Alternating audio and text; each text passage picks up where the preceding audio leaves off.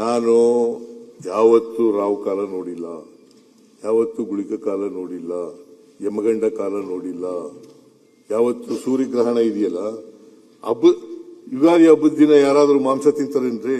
ಶಿವರಾತ್ರಿ ಹಬ್ಬದ ದಿನ ಮಾಂಸ ತಿಂತಾರೆ, ನಾನು ತಿಂತೀನಿ.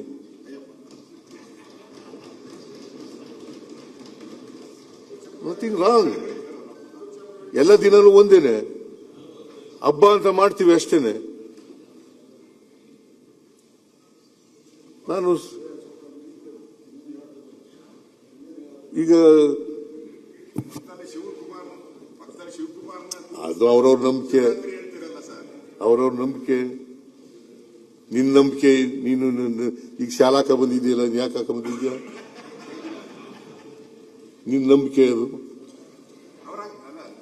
ಯಾಕೆ ಗುರಿ ಮಾಡ್ತಾ ಇದ್ದಾರೆ? ಸ್ಪೀಕರ್ ಹಾಕೊಂಡ್ಬಂದಿದ್ದಾರೆ, ಅವ್ರಿಗೆ ಯಾಕೆ ಕೇಳಲ್ಲ? ಅವರು ಇವತ್ತು ಫೋಟೋ ಸೆಷನ್ಗೋಸ್ಕರ ಹಾಕೊಂಡ್ಬಂದಿದ್ದಲ್ಲ, ಆಯ್ತಪ್ಪ. ಅವ್ರು ಹಾಕೊಂಡ್ಬಂದಿದ್ದಾರೆ. ನನ್ನ ಪದ್ಧತಿ ಇದು.